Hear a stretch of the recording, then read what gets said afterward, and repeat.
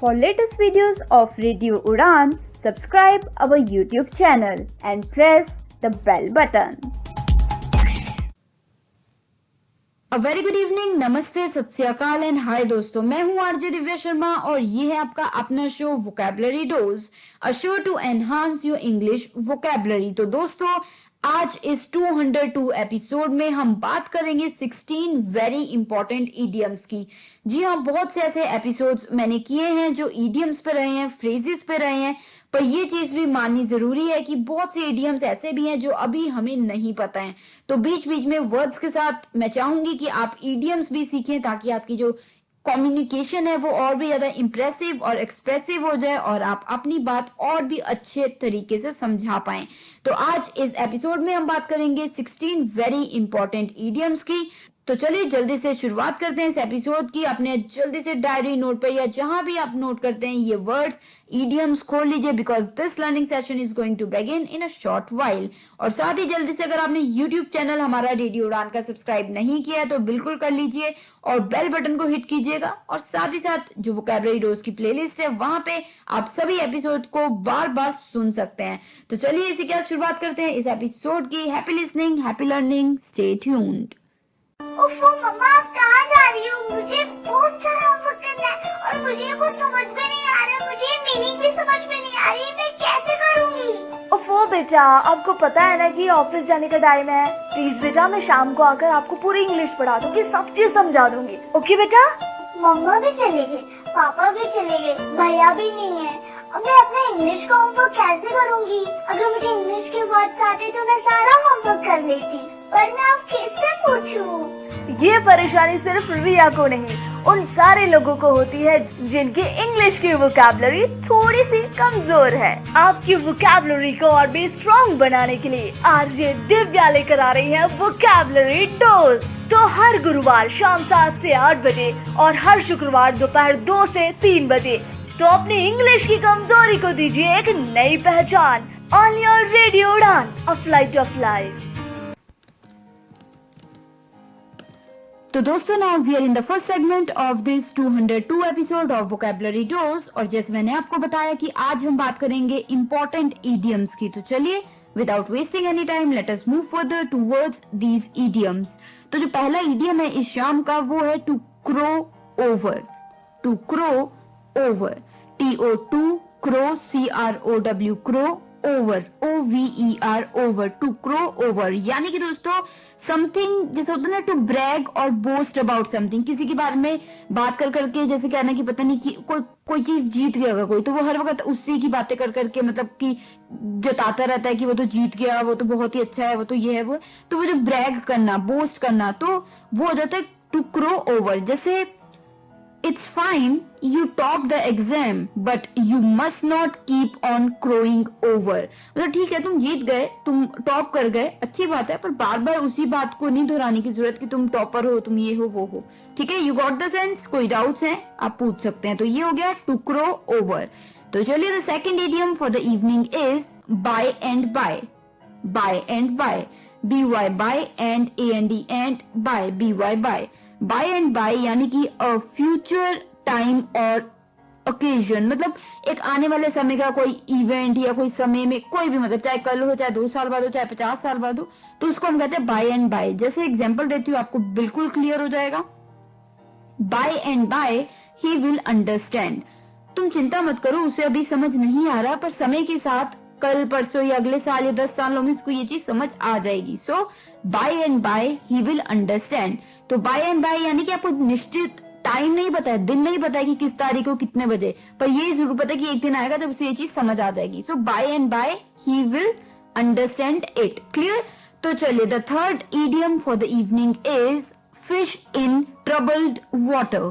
Fish in troubled water, FISH, fish in IN, in troubled, TROUBLED, troubled water, WATER, water, fish in troubled water। यानी कि दोस्तों try to take advantage of a confused situation।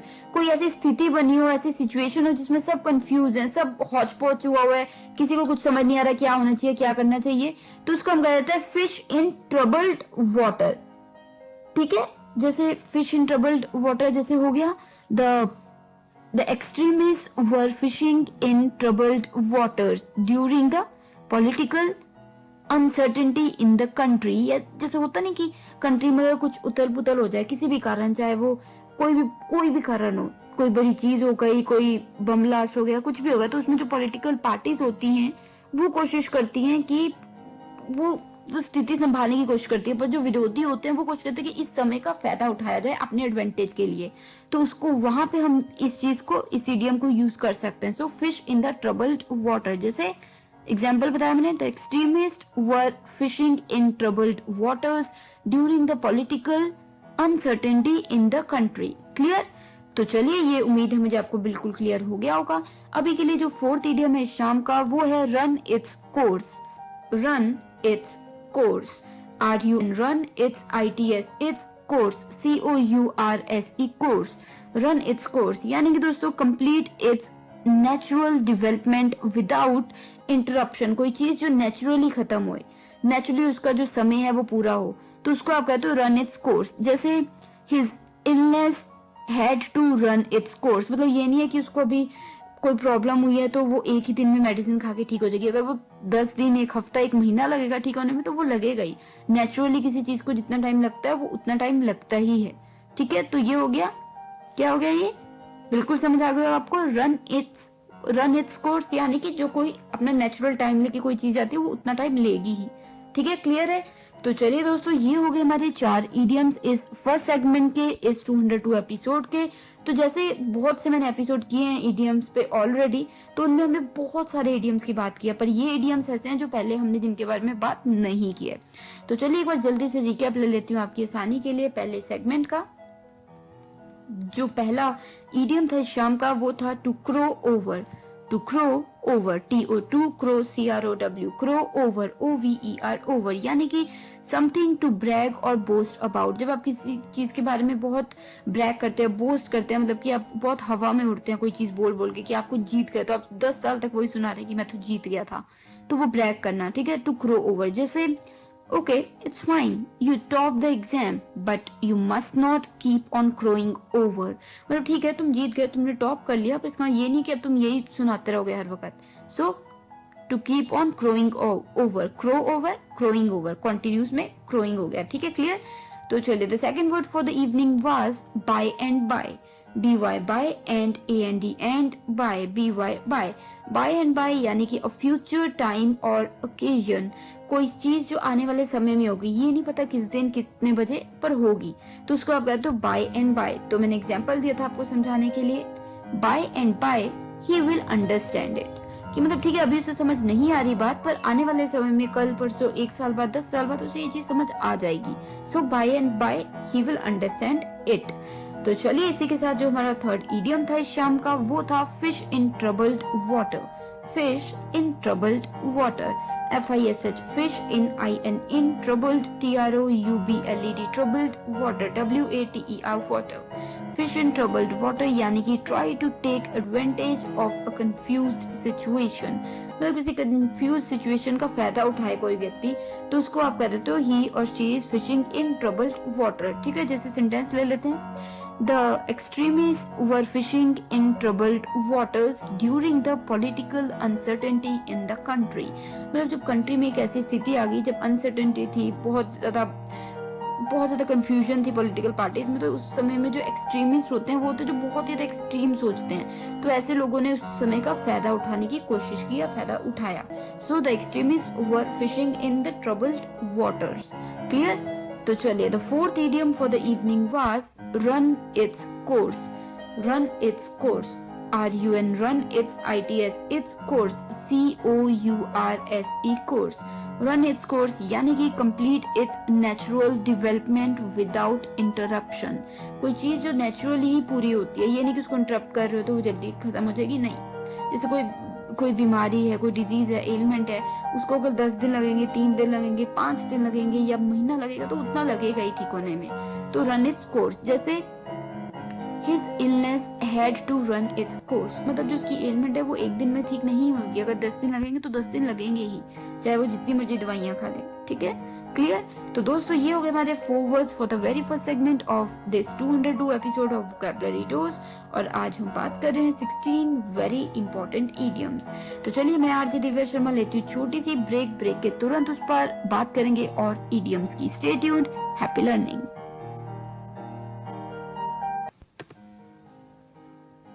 तो दोस्तों now we are in the second segment of this 202 episode of vocabulary dose और आज हम बात कर रहे हैं फिर से बहुत ही इंपॉर्टेंट इडियम्स की। जी हाँ, बहुत से ऐसे एपिसोड रहे हैं जिनमें मैंने इडियम्स बताए हैं आपको, पर आज कुछ और नए इडियम्स है जिनकी हम बात कर रहे हैं।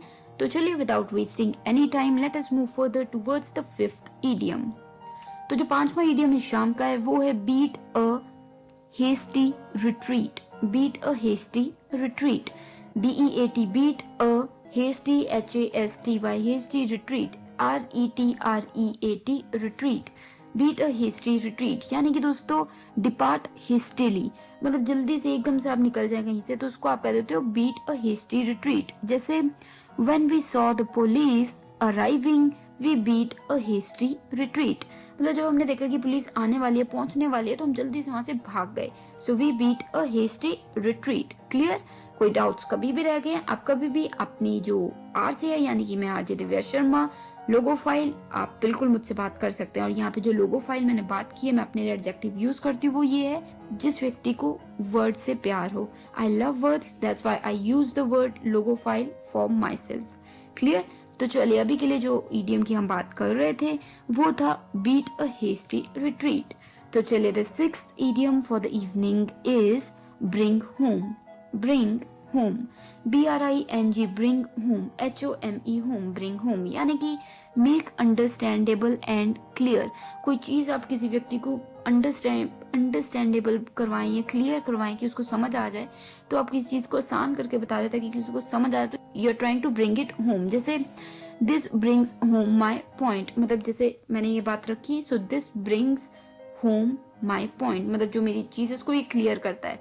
तो अब ये जैसे मैंने आपको एक, सपोज कीजिए कि मैंने आपको एक मूवी दिखाई छोटी सी, और उसके बाद मैं बोली जो मैं कहना चाह रही थी वो इस मूवी ने क्लियर कर दिया, आपको अंडरस्टैंड करवा दिया। So this movie brings home my point. ठीक है, क्लियर? समझ आया? कोई डाउट है कभी भी आप पूछ सकते हैं। अभी के लिए जो 7th इडियम है शाम का वो है gild the bill. Gild the pill, gild the pill, GILD, gild, DTHED, pill, PILL, pill, gild the pill, यानी कि दोस्तों to make something unpleasant seem appealing. कोई चीज जो मतलब बुरी हो या थोड़ी सी दर्दनाक हो या थोड़ी सी ठीक ना हो, उसको आप ठीक दिखाने की कोशिश करें, ठीक फील करवाने की कोशिश करें, तो आप that means you are gilding the pill. जैसे सेंटेंस बनाओगे आप और आपको बिल्कुल क्लियर हो जाएगा। I knew that my daughter was not going to be happy to go to the doctor, so I gilded the pill by reminding her about all the toys that are in the doctor's office। मतलब मुझे पता था कि मेरी जो बेटी है उसको बिल्कुल भी पसंद नहीं है कि वो डॉक्टर के जाए, तो इसलिए मैंने उसको ये चीज इस तरीके से रखी कि उस ऑफिस में डॉक्टर के बहुत से टॉयज हैं, तो फिर वो राजी होगी जाने के लिए। तो यहाँ पे आई गिल्डेड द पिल, मतलब उसको जैसे मैं सीधे कहता कि हमें डॉक्टर के जाना है तो वो नहीं जाती, पर मैंने जब ये कहा कि वहाँ पे टॉयज हैं तो वो चलने के लिए तैयार हो गई। ठीक है, तो गिल्डेड द पिल। क्लियर? तो ये हो गया गिल्ड द पिल। तो चलिए the 8th idiom for the evening is wash hands of. Wash hands of, WASH, wash, hands, HANDS, hands of, OF, of. Wash hands off, यानी कि दोस्तों if you wash your hands of something that you were previously responsible for, you intentionally stop being involved in it or connected with it anymore या anyway। मतलब अगर आप किसी से, जैसे होता नहीं कि आपने हाथ छुड़वा लिया, मतलब किसी चीज को अगर आप इंटेंशनली आगे नहीं करना चाहते, उससे दूर हटना चाहते हो, तो you will wash hands off. जैसे एग्जांपल मैं देती हूँ आपको, she couldn't wait to wash her hands off the whole project, मतलब उसे तो जल्दी थी कि जल्दी से बस ये खत्म हो जाए चीज, तो उसको तो बस मौके की तलाश की थी कब वो उससे पीछा छुड़वाए। So she couldn't wait to wash her hands off the whole project. तो वॉश हैंड्स ऑफ यानी कि किसी से पीछा छुड़वा देना। ठीक है, क्लियर? तो दोस्तों ये हो गए हमारे 4 इडियम्स इस सेकंड सेगमेंट के इस 202 एपिसोड के बात चल रही है वेरी इंपॉर्टेंट इडियम्स की। तो आपकी आसानी के लिए एक बार जल्दी से रिकैप तो बनता ही है। तो चलिए, जो फिफ्थ इडियम था इस शाम का वो था बीट अ हेस्टी रिट्रीट।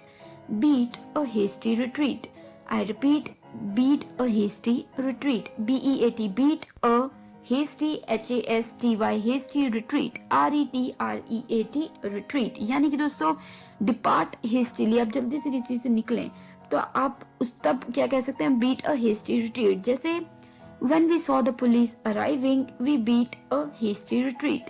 और जब हमने देखा कि पुलिस पहुंचने वाली आ गई तो हम जल्दी से निकल गए वहां से। So we beat a hasty retreat. Clear? तो चलिए, the sixth idiom for the evening was bring home. Bring home, BRING, bring home, HOME, home. Bring home यानी कि make understandable and clear. कोई चीज जब आप understandable करवाते हैं या clear करवाते हैं तो उसको आप कह देते हैं being home, या फिर कोई चीज आपकी बात को क्लियर कर देती है तो तब भी आप ये यूज करते हैं being home। जैसे bring home, जैसे this brings home my point, या this short movie brings home my point, this short film brings home my point। मतलब ये जो छोटी सी मूवी मैंने आपको दिखाई इसके द्वारा आपको क्लियर हो गया होगा कि मैं कहना क्या चाह रही हूँ। सो this brings home my point. तो ब्रिंग होम यानी कि कोई चीज क्लियर कर देना। तो कोई चीज अगर आपकी बात को क्लियर कर देती है तो आप कह रहे हो this brings home my point. Clear? तो चलिए, the seventh idiom for the evening was gild the bill. Gild the bill, GILD, gild, DTHE, bill, PILL, pill, gild the pill, यानी कि to make something unpleasant seem appealing, या फिर जैसे कोई चीज बुरी है, ऑफुल है, पेनफुल है, उसको ठीक करो, ऐसे जताना, दिखाने की ऐसी कोशिश करना कि वो इतनी बुरी भी नहीं है, तो वो जो है गिल्ड द पिल। जैसे I knew that my daughter would not like to go to the doctor, so I gilded the pill by reminding her about all the toys that are there in doctor's office. मतलब मुझे पता था कि मेरी बेटी को doctor के जाना बिल्कुल पसंद नहीं है, तो मैंने उसे ये बात इस तरीके से रखी कि चलो डॉक्टर के चलते हैं, वहां पे उनके ऑफिस में काफी टॉयज भी हैं। तो इस तरीके से रखा तो वो राजी हो गई। नहीं तो अगर मैं ऐसे कहता कि डॉक्टर के जाना है, तैयार हो जाओ, तो वो शायद ना तैयार होती। ठीक है? क्लियर? तो गिल्ड द पिल मतलब उस बात को इस तरीके से रखा कि वो ठीक लगे, जाने लायक लगे, अच्छी लगे, कि कोई अट्रैक्ट हो गया उस बात। ठीक है? क्लियर? तो चलिए, तो एट्थ इडियम था इस शाम का, वो था वॉश हैंड्स ऑफ।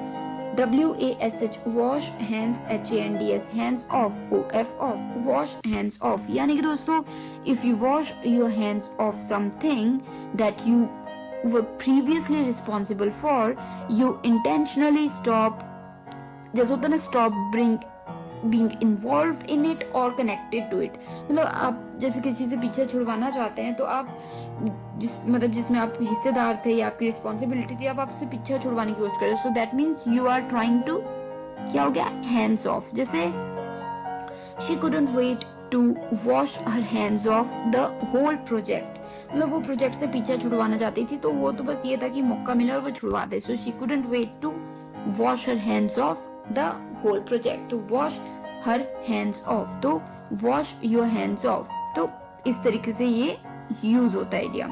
क्लियर? तो दोस्तों ये हो गए हमारे 4 इडियम्स इस सेकंड सेगमेंट के 202 एपिसोड के वोकैबुलरी डोज के। तो दोस्तों आज हम बात कर रहे हैं इडियम्स की और मैं हूँ आरजे दिव्या शर्मा। तो मिलते ब्रेक के तुरंत उस पार और बात करेंगे और इडियम्स की। Stay tuned, happy learning.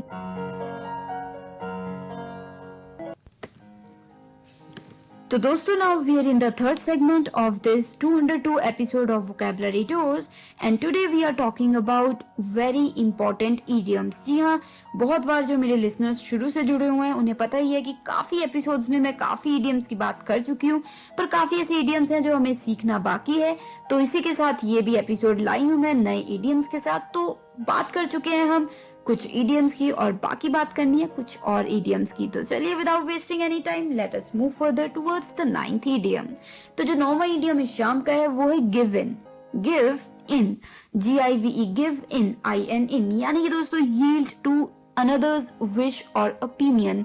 किसी और व्यक्ति का जो ओपिनियन है या उसकी जो विश है उसके हिसाब से आप ढल जाएं, मान जाएं, आप राजी हो जाएं, तो दैट मीन्स यू गिव इन या यू गिव इन। जैसे गिव पास्ट में हो गया, ठीक है। जैसे the government gave in to the military pressure, मतलब जैसे मिलिट्री ने प्रेशर बनाया कि ऐसा करना पड़ेगा, तो गवर्नमेंट ने गिव इन कर दिया, यानी कि वो उनकी जो शर्तें थी या जो भी बातें थी वो मान गई। मतलब जैसे होता है ना कि आप पीछे हो गए, कि आपने कहा ठीक है हम मान लेते हैं, जो आप कहोगे वो हम मान जाते हैं, तो वो होता है टू गिव इन। क्लियर? तो चलिए, the 10th idiom for the evening is turn up one's nose at. Turn up one's nose at. TURN, turn up, UP, up, one's ONE apostrophe S, one's nose, NOSE, nose at, AT, at. Turn up one's nose at, यानी कि दोस्तों to refuse to accept something because you feel that it is not good enough for you. जी हाँ, जब कोई चीज आपको लगे कि आपके लायक नहीं है और आप उसे रिफ्यूज कर देते हैं, that means you turn up your nose at. जैसे he turned up his nose at the job because he didn't think it had enough status. मतलब उसने वो काम करने से मना कर दिया कि उसे लगा कि वो काम का इतना ज्यादा स्टेटस, इतना रुतबा नहीं है, तो उसने मना कर दिया। सो ये हो गया to turn up one's nose at. ठीक है, तो कोई चीज आपको आपके स्टैंडर्ड की ना लगे तो आप मना कर देते हो, that means you turn up your nose at. तो चलिए, the 11th idiom for the evening is water under the bridge. Water under the bridge, WATER, water under, UNDER, under, DTHE, the bridge, BRIDGE, bridge, water under the bridge, यानी कि to refer to events that are in the past and consequently no longer to be या तो regarded या फिर no longer important। पुरानी बातें हैं वो आज उनका क्या इंपॉर्टेंस नहीं है। ठीक है, क्या मतलब बात करने का उनका, तो उन पुरानी बातों को हम कहते हैं वाटर अंडर द ब्रिज। जैसे I don't want to talk about that. It's all water under the bridge now. मतलब मुझे नहीं अब उस बारे में बात करना, वो अब सब पास्ट की बात है, अब कोई इंपॉर्टेंस नहीं है उनकी। So it's all water under the bridge now. Clear? तो चलिए दोस्तों, अब जो 12th idiom आ रहा है वो है hang by a thread। जी हाँ दोस्तों, hang by a thread, HANG, hang by, BY, by a thread, THREAD, thread। Hang bye a thread यानी कि be in a highly risky state. कोई ऐसी स्थिति में होना जो कि बहुत ही रिस्क है, जहाँ पे बहुत ही ज्यादा रिस्क हो आपको, तो उसको आप कह देते हो, उस सिचुएशन में आप रिस्क में हो, तो that means you are hanging by a thread. जैसे their lives were hanging by a thread. जैसे सपोज कीजिए कि एरोप्लेन है और उसका बिल्कुल संतुलन खो गया है, ब्रेक्स या फिर जैसे होता है ना कि ब्रेक्स में कुछ खराबी आ गई है, तो जितने भी लोग थे एरोप्लेन में वो their lives were hanging by a thread. ठीक है, मतलब बहुत अनसर्टेनिटी थी, रिस्क बहुत था। तो दोस्तों ये हो गए हमारे 4 इडियम्स इस 3rd सेगमेंट के 202 एपिसोड के, और मुझे उम्मीद है कि ये इडियम्स आपको बिल्कुल समझ आ गए होंगे। तो चलिए जल्दी से एक रिकैप ले लेते हैं ताकि आप आसानी से कुछ छूट गया तो वो वापस नोट कर लें। 9th idiom इस शाम का था give in, GIVE, give in, IN, in. Give in यानी कि yield to another's wish और ओपिनियन, मतलब किसी और की बात आप मान जाएं कि ठीक है आप जैसा कहें हम वैसा करेंगे, तो that means you give in. जैसे the government give in to the military pressure, मतलब जैसे मिलिट्री ने प्रेशर डाला, गवर्नमेंट ने मान गई कि ठीक है नहीं, हम अपनी बात नहीं, हम आपकी बात मानेंगे। तो जैसे आप किसी की बात मान जाते हैं, अपनी बात छोड़ देते हैं, तो that means you give in. तो गिव इन का पास हो गया give in, give, give, given. तो चलिए, the 10th idiom for the evening was turn up one's nose at. Turn up one's nose at, TURN, turn up, UP, up, one's ONE apostrophe S, one's nose, NOSE, nose at, AT, at. Turn up one's nose at यानी कि दोस्तों to refuse to accept something because you feel that it is not good enough to you। मतलब आप किस चीज को मना कर देते हैं क्योंकि आपको लगता है कि आपके लिए आपके हिसाब से इतनी अच्छी नहीं है चीज, तो that means you turn up, क्या कह देते हैं, that means turn up one's, तो यहाँ पे वंस का यू हो जाएगा turn up your nose at. जैसे सेंटेंस दिया था, मैंने बताया था आपको sentence, he turned up his nose at the job because he didn't think it had enough status. मतलब उसको लगा कि वो जॉब इतना स्टेटस है नहीं जॉब का, तो उसने अपने जो जॉब है उसको मतलब मना कर दिया, उसने नहीं ज्वाइन की। So he turned up the nose at. Clear? तो चलिए, the 11th idiom for the evening was water under the bridge. Water under the bridge, WATER, water under, UNDER, under, DTHE, the bridge, BRIDGE, bridge.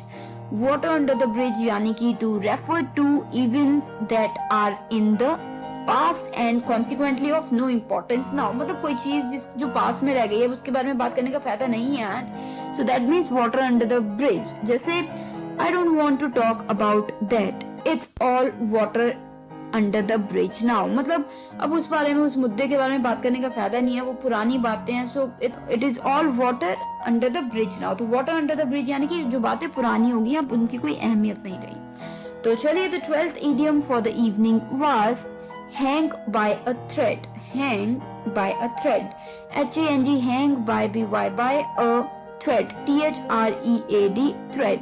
Hang by a thread यानी कि be in a highly risky state.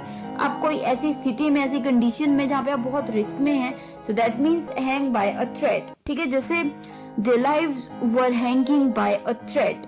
जैसे suppose कीजिए aeroplane है और उसकी breaks fail हो जाती है, ब्रेक में कोई खराबी आ जाती है और अनसर्टेनिटी है कि एरोप्लेन नीचे अच्छे से लैंड होगा या गिर जाएगा या टूट जाएगा या आग लग जाएगी. तो उनमें जो लोग हैं उनकी लाइफ बहुत रिस्क में, खतरे में है. So their lives were hanging by a thread.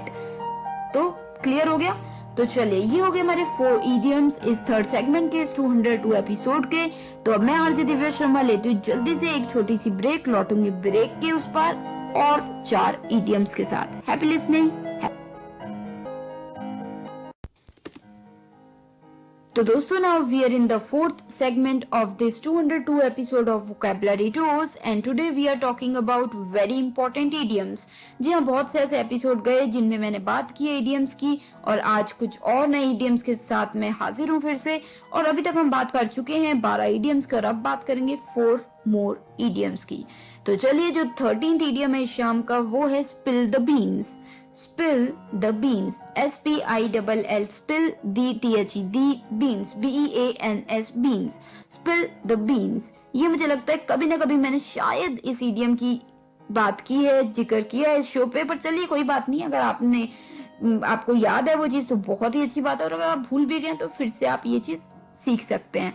तो चलिए, स्पिल द बीन्स यानी कि to reveal secret information accidentally और गलती से, मतलब एक्सीडेंटली या कोई गुस्से में आपने कोई चीज, मतलब होता नहीं है कि कोई बात निकाल देना जो कि सीक्रेट रखनी थी, तो that means spill the beans. जैसे एग्जांपल दे देते हैं, she was afraid that he would spill the beans. मतलब उसने बात रोहन को बता तो दी, पर उसे डर लग रहा था कि कहीं रोहन बात निकाल ना दे बाहर, कहीं लीक ना कर दे. So she was afraid that Rohan would spill the beans.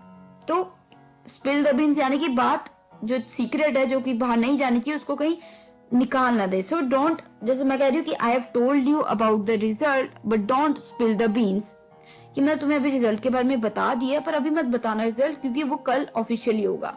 तो इस तरीके से. क्लियर. तो चलिए, the 14th idiom for the evening is go to rack and ruin. Go to rack and ruin. Go to TO2 rack RACK rack and and ruin RUIN ruin.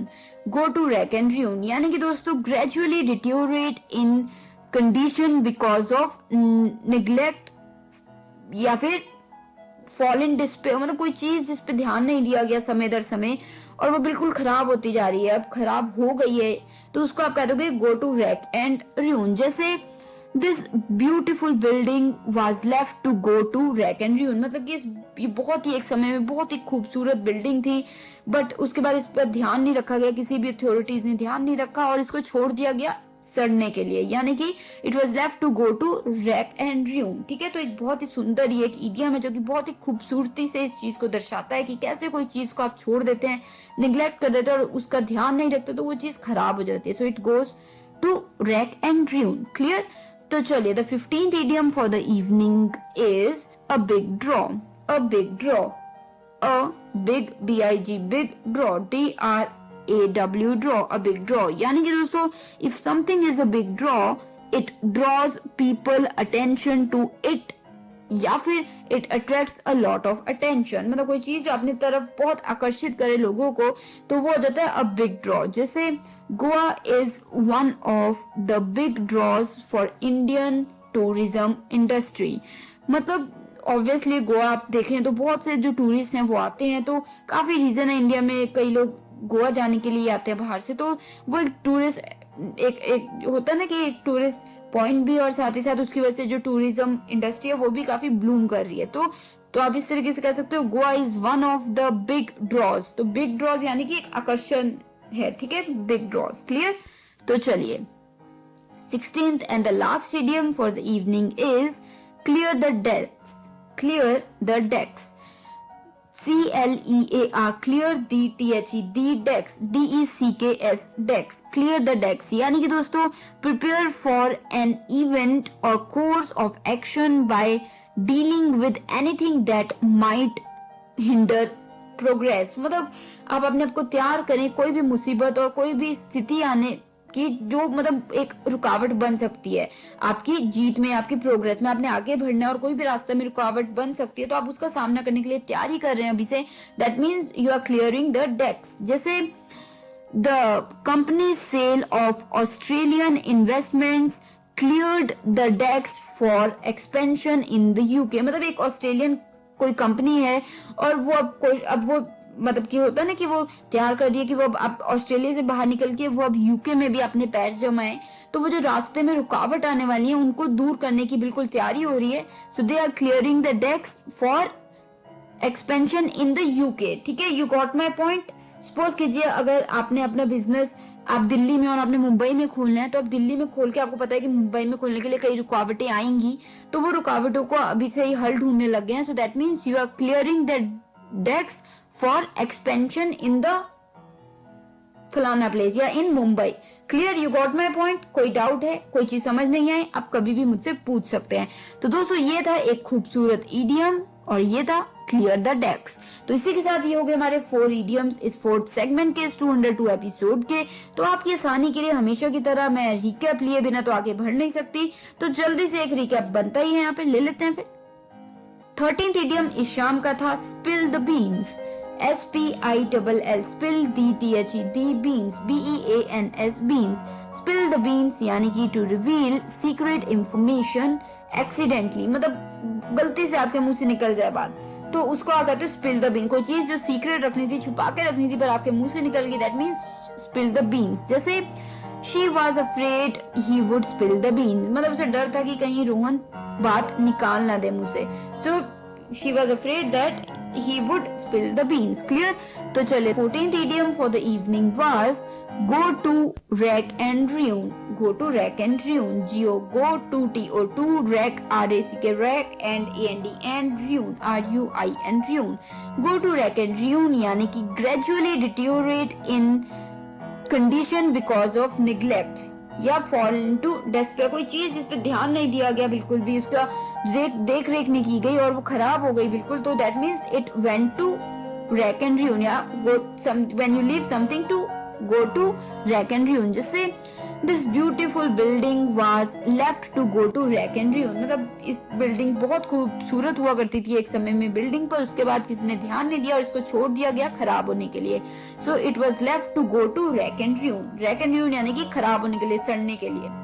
तो चलिए the 15th idiom for the evening was a big draw। A big BIG, big draw, DRAW, draw। a big draw यानी कि if something is a big draw it draws people's attention या फिर it is a source of attraction, मतलब कोई चीज जो आकर्षित करे और लोगों को या आकर्षण का एक सोर्स हो, तो उसको आप कहते हो बिग ड्रॉ। जैसे Goa is one of the main big draws for Indian tourism industry. मतलब इंडिया की बात की जाए तो गोवा एक ऐसी जगह है जहाँ पे बहुत से विदेशी, बहुत एक बाहर के लोग, बहुत टूरिस्ट आते हैं, तो उसकी वजह से इंडिया का जो टूरिज्म वो काफी इम्प्रूव रहता है। तो यहाँ पे आप क्या कह रहे हैं, Goa is one of the big draws for Indian tourism industry. Clear? तो ये हो गया इस तरीके से अ बिग ड्रॉ गोवा। ठीक है, तो चलिए इसी के साथ जो हमारा लास्ट यानी कि 16th इडियम था इस शाम का, वो था clear the decks. CLEAR, clear the desk, DECKS, decks यानी कि जैसे प्रिपेयर फॉर एन इवेंट और course of action by dealing with anything that might hinder the progress। मतलब जब आप आगे बढ़ रहे हैं, कोई चीज बढ़ा रहे हैं और उसमें कोई रुकावटें आपको लग रही है कि आ सकती हैं, तो आप पहले से प्रिपेयर हो रहे हैं रुकावटों का सामना करने के लिए। That means you are clearing the decks. जैसे the company sell off Australian investments cleared the decks for expansion in the UK, या फिर यूं कहूँगी कोई कंपनी है ऑस्ट्रेलिया की और वो अब चाह रही है कि वो अपना यूके में भी बिजनेस खड़ा करे, तो वो पहले ही जो रुकावटें हैं उन्हें पता है कि ये रुकावटें हो सकती है, ऑडियंस अलग है, मांग अलग होगी, अलग रूल्स होंगे, तो उन सभी के हल पहले से ही ढूंढने लग गई है। तो that means it has already started clearing the decks, मतलब जो रुकावटें आ सकती है उनका पहले से ही सोल्यूशन ढूंढना शुरू कर दिया है। ठीक है, जैसे आपका कोई बिजनेस है और आप अभी दिल्ली में ही चला रहे हैं और अब आप मुंबई में भी चलाना चाहते हैं, तो आप पहले से ही आपको पता है कि ये रुकावटें आ सकती है मुंबई में शुरू करने से पहले, तो आप पहले से उसका सोल्यूशंस देख रहे हैं, आप पहले से देखने लगे क्या करना है, कैसे करना है। So that means you are already clearing the decks for expansion in Mumbai. ठीक है, क्लियर कि मुंबई में खोलने से पहले जो रुकावटें आ सकती है उनका आप पहले से देखने लगे कि क्या किया जा सकता है। तो दोस्तों इसी के साथ ये हो गए हमारे 4 इडियम्स इस फोर्थ सेगमेंट के 202 एपिसोड का। तो चलिए अब मैं लेती हूँ ब्रेक के तुरंत उस पर बिल्कुल मिलूंगी आपको लास्ट सेगमेंट में। सुन रहे हैं vocabulary dose with RJ Divya Sharma.